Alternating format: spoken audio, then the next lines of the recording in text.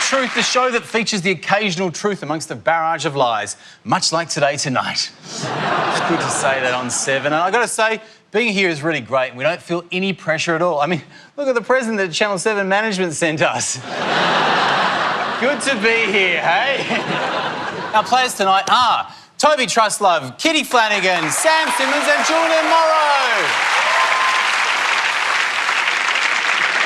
Here's how the game works. Each guest gives a talk that should be completely false, except for a few true facts, which they try to smuggle past the panel for points. The other guests have to try and spot the truths and buzz in. If they're right, they get a point, but if they're wrong, they lose one. Let's play. First up, Julian Morrow. His topic is Apple.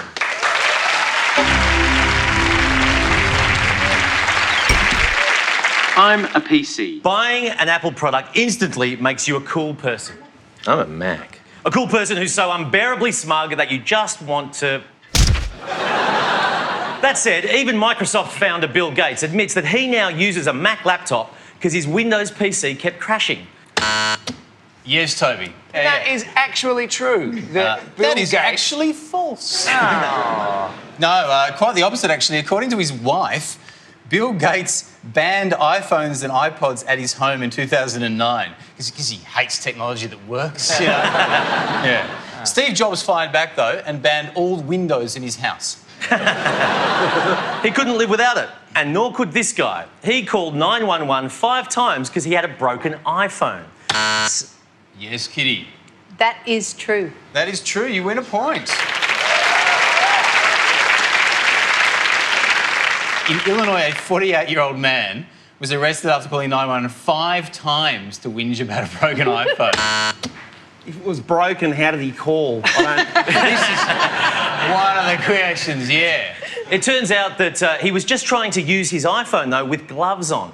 And in Asia, they deal with the problem of iPhones and gloves by using sausages to operate the iPhone touchscreen. That's stupid enough to be true. It is actually true. Well done. iPhones only operate by electromagnetic charge. Oh, come off it! This is stupid. You know how you said it's electromagnetic charge? Do sausages, are they electromagnetic charge? That is right. There's apparently enough charge in a sausage to actually operate it on an iPhone. It's un-Australian. You should use a lamb chop. Like, seriously. Yeah. I know no one believes it, but that was true. Well done. You get a point. Wow. Yeah. Apple was founded by a 42-year-old stamp collector. Apple didn't sell many computers early on, mainly because they were advertised as a new kind of bicycle. And this led to all sorts of confusion. I think that Apple, in a crazy advertising way, might have gone, we're the new bicycle. Whoa! That was the actual ad they used, so they did actually advertise themselves as a new kind of bicycle. So well done, Kitty. Apple has never really made any money, which is why Steve Jobs could never afford to buy any new clothes.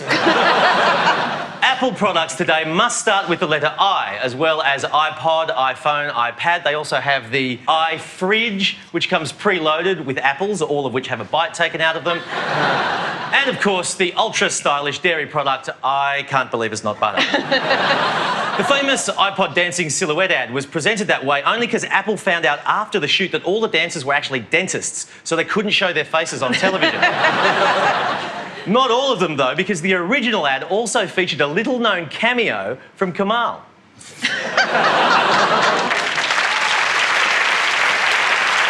And Kamal will tell you, working for Apple is even more depressing than working for Julia Gillard. Which is why, in China, staff who make iPhones have to sign a pledge not to kill themselves. The punishment for breaking the pledge is death. Yes, Toby, what do you think is true there? The Chinese workers have to sign something that says that they're not going to kill themselves. That is correct. Yeah. Well done.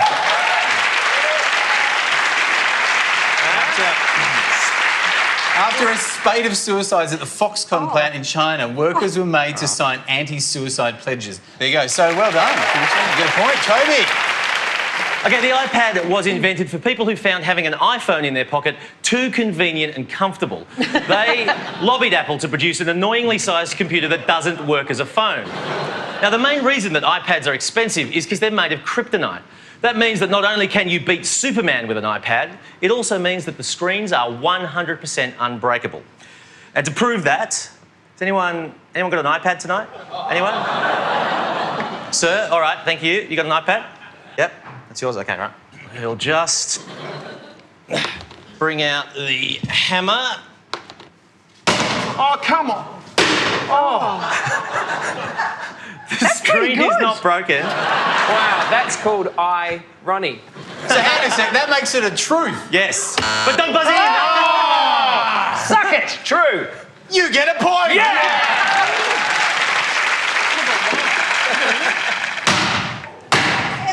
Oh, come on. That's mental. Stop it!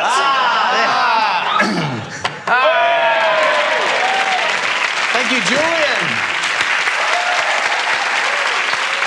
You managed to smuggle one truth past the panel, and that was one of Apple's founders was a 42-year-old stamp collector, Ronald Wayne.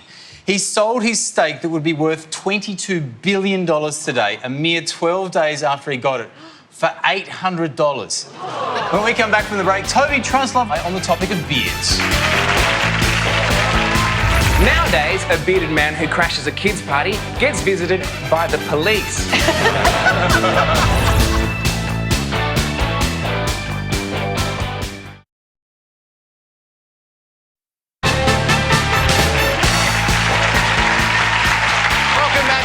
Unbelievable truth where Toby Truslove is ready to take the stage. Some describe Toby as the thinking woman's Josh Lawson. We describe him as the desperate woman's Josh Lawson. His topic is beards. In ancient Egypt, mummies who had beards were known as daddies. Back then, that was a new joke. Today, mummies with beards are known as very unlucky. In Germany, when a kid had a birthday, he used to get visited by the birthday man, a sort of an elf with a beard. Oh, yes. Yes. Yes, I think the birthday man cometh. Yes, the birthday man think- is true. The birthday man was a bearded elf who used to bring well-behaved German children additional gifts. The tradition is no longer celebrated. I don't know why. I'm pretty sure in Adelaide he's known as the pube fairy. Nowadays, a bearded man who crashes a kid's party gets visited by the police.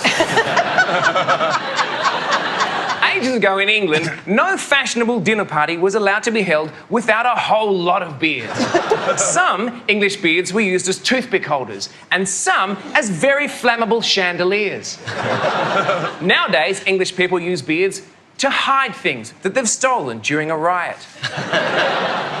In China, Chairman Mao had a personal doctor named Small Beard Dong and a hairdresser named Big Beard Wang. Ironically, his Wang hairdresser was called Greg. It's just funny to say Wang. For men who find it hard to grow their own beard, they can always go to the Kalahari Desert, where the locals fashion beards out of the local grubs. While a bit uncomfortable, on the upside, if you get hungry, you can always eat your beard. Yes, Kitty, what do you think's true? I think Have you eaten beard? I think they make grub beards. You think they make grubs? Really? Oh, sorry. Kalahari Bushmen only use grubs to operate their iPhones. Or you can just go to Canada and get the most brilliant thing ever thought of, a bee beard. That is a beard. Yeah, that is completely true. That's the best thing ever. Yeah. That is completely true. Yeah. Well done, yes.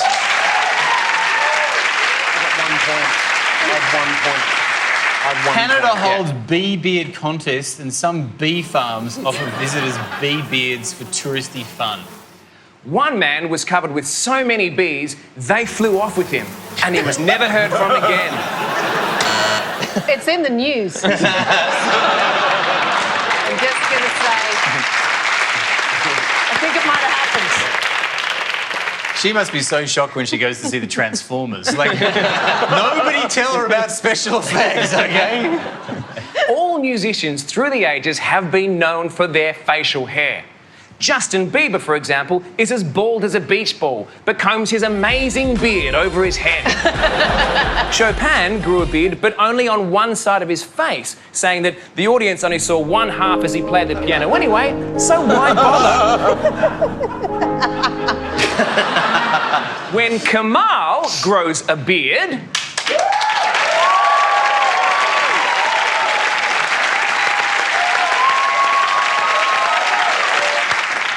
the beard is blonde.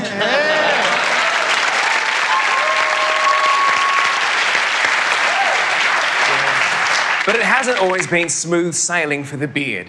The Persian Navy banned beards because they thought it made the men look like fawns, the symbol of sex and raunchy behaviour. And a horny sailor is a distracted sailor. That is completely true. Which part? The bit about the horny sailor. Can't prove that wrong. A horny sailor probably is a distracted sailor. You get a point. Well done.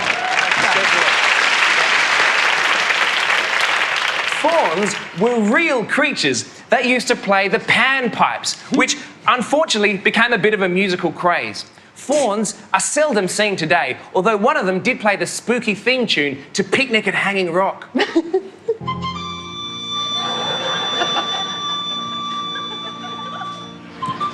You call this music?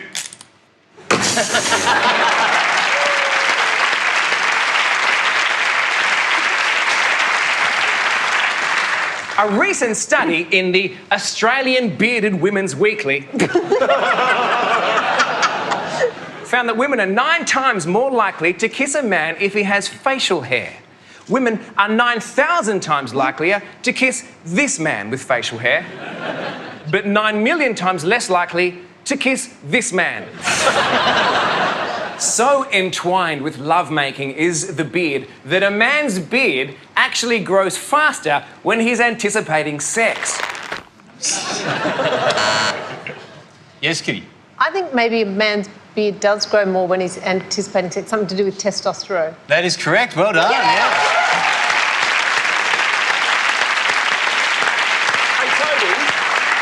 Do you always do those eyebrow things when you're about to have sex? Yeah. All right. There's porn music playing as well. Not fawn music? Yeah, but every time we do that, then Kamal comes in and ruins the fantasy.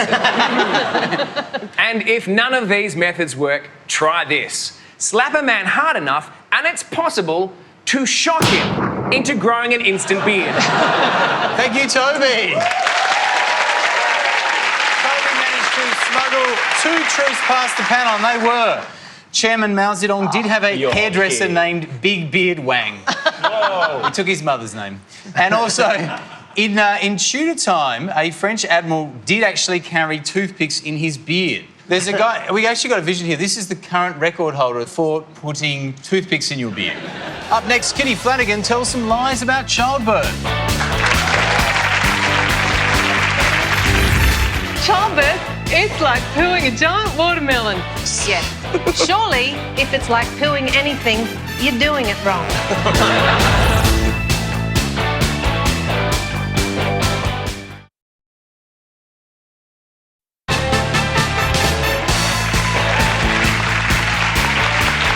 Welcome back to The Unbelievable Truth and welcome Kitty Flanagan. Kitty has appeared on numerous sketch shows here and in the UK, including I Can't Believe It's Not Better, which is a shame, because that's what the 7 executives wanted to call this show. Her topic is childbirth. Yeah.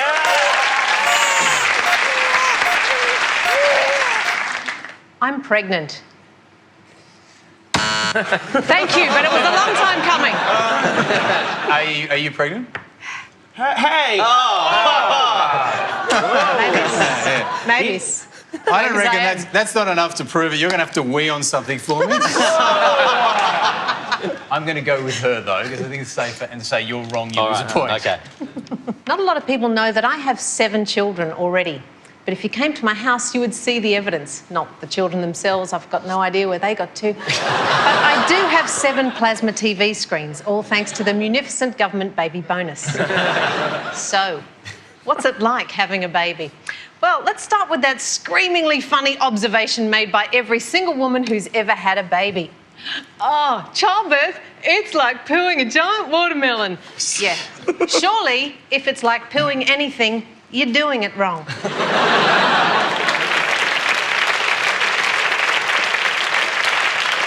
Having said that, there have been several cases recorded where babies were delivered via the rectum. At least 10 of these bumhole babies, as they're known. Which bit do you think is true here? It's too gross. There'd be a bit of tearing It's not a somewhere, banana. and the baby has to come out somewhere out the anal passage. So you think babies come out the bumhole occasionally? I'm with You are right!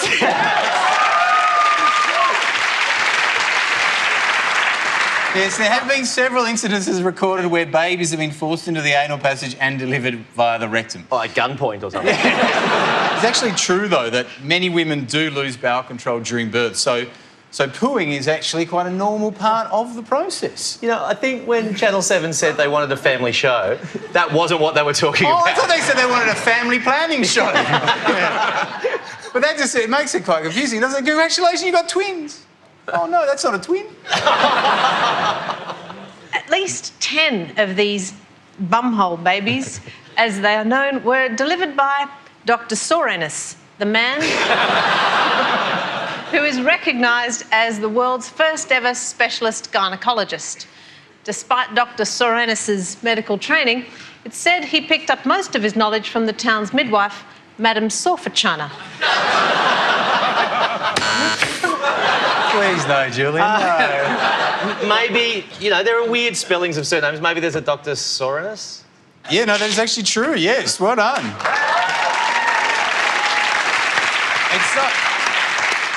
It's even more than that, though. Dr. Sorenus, or Sorenus of Ephesus, is recognised as the world's first ever gynaecologist. Let's move now to vaginal stats. And the record for the largest number of babies born to one woman is 69. Well, I say born, obviously the first 20-odd were born, the last 49 just fell out as she wandered round the shops.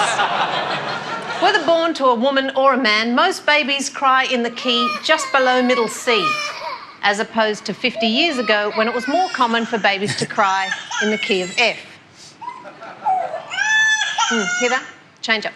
The scientists have yet... Yes, totally, it's true. Yeah, I'm with you, man.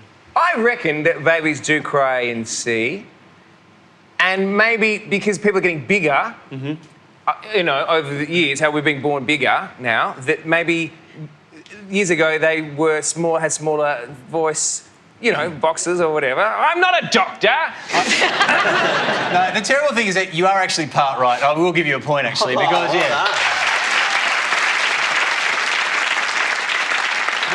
The bit that is true is that US researchers have observed that most newborns cry in the key of A below middle C. That's apparently what they all do when they come out there.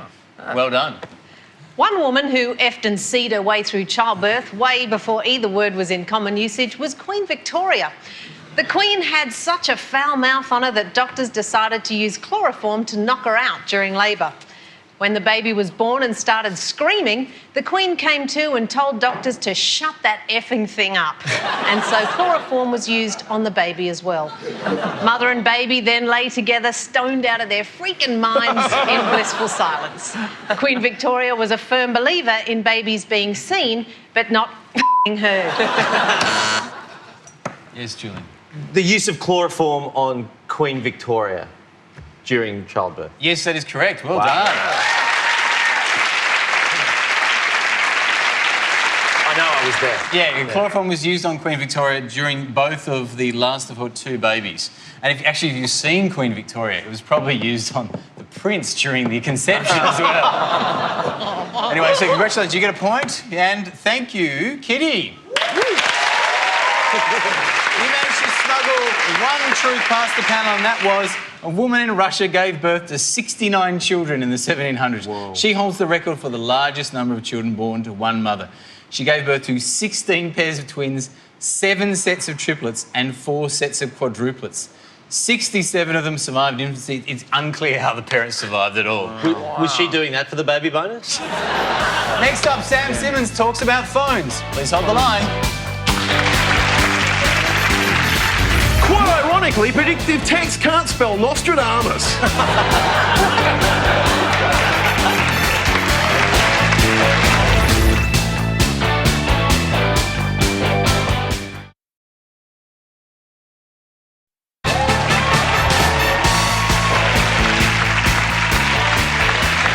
Welcome back to The Unbelievable Truth, where our final guest is Sam Simmons. If you've ever seen Sam doing stand-up, you'll realise that the few truths in this speech tonight are the first he has ever uttered. His topic is phones.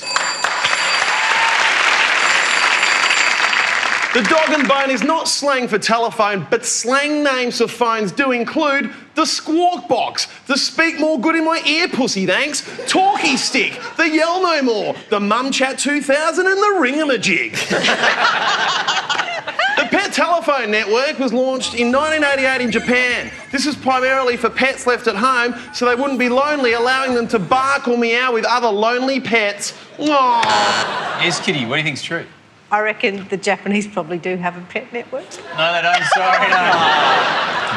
According to a straw poll in 2010, the saxophone is the most offensive of all the phones. Look at this.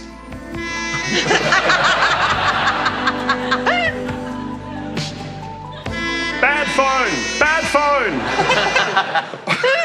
Alexander Graham Bell advised answering a phone with the word ahoy. He sat...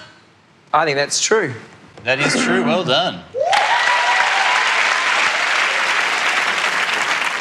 Other failed greetings include, what's up? Shoot me some info. Speaksies. Mouth noise now. Spill it, tits. Who dis and bawang. Have you ever wondered why there's an overwhelming amount of people in the phone book with the surname Smith? That's because they all have phones.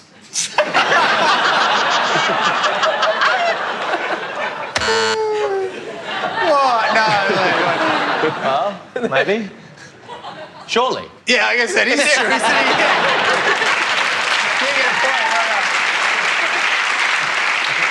Yeah. It's not quite an unbelievable truth, but well done.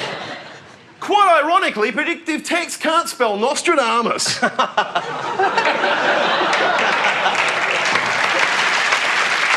Two students in India invented a mobile phone-operated tractor that can be controlled from anywhere in the world. But what? Not on the moon? What a couple of moon losers. Yes, Kitty. What do you think is true there? I hope it's that you think they're moon losers. Maybe you could ring the tractor and tell it to go tractor. Yeah, no, that's right. Well done, yes.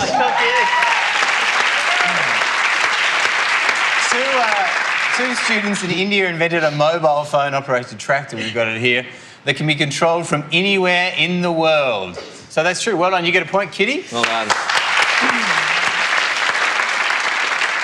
Los Angeles attorney Antonio Mendoza spent over 3 hours having his mobile phone removed from his bottom. During the delicate operation, his phone rang 3 times. It was on vibrate, so it felt good. Yes, Kitty. I think a man did have a phone up his bum. That is exactly correct, yes. Well done. But you know, I love that. I'd like to lose a point because I don't think it's that unbelievable. No, but it is... Unbelievable. Everything you said was true. During the operation, the phone rang 3 times as well. After recovering at a trauma centre, Mendoza explained, my dog drags the phone all over the house. He must have dragged it into the shower. Then I slipped on a tile, tripped against the dog and sat down right on the thing. You know, I did exactly the same thing with a He-Man action figure. The terrible thing about it is that the phone call that got to him, it was from that tractor guy and he crashed the tractor. To be honest, though, I'd like to know what phone that was, because that's pretty good reception. Lucky it wasn't a woman. She could have got Nokia-ed up.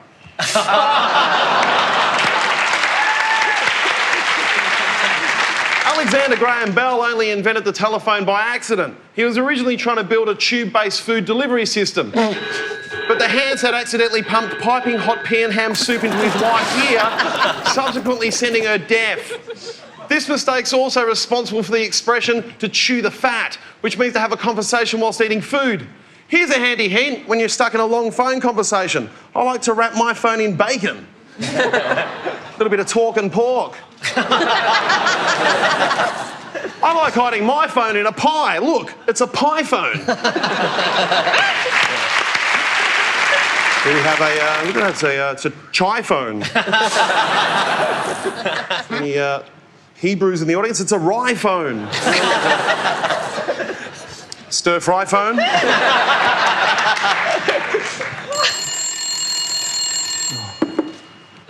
Hello?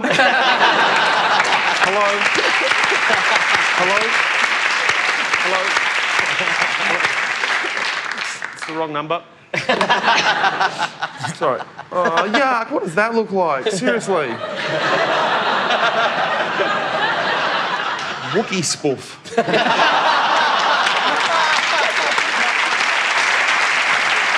The first smartphone was actually around by 1992 and was named Simon.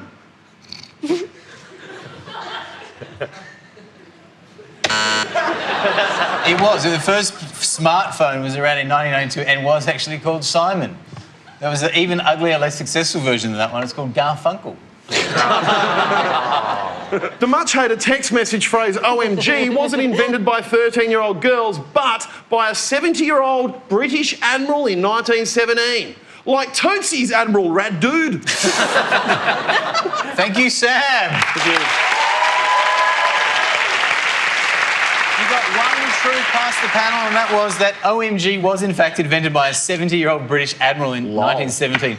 John Jackie Fisher, who said in a letter, OMG, showered on the Admiralty. All right, so the winners tonight, let's go to the results. In last place on -2 points, it's Julian. On 1 point, it's Sam. And on 4 points, it's a tie between Toby and Kitty. That is it for us this week. Thank you to all our guests tonight. They were all truly unbelievable, and that's the unbelievable truth.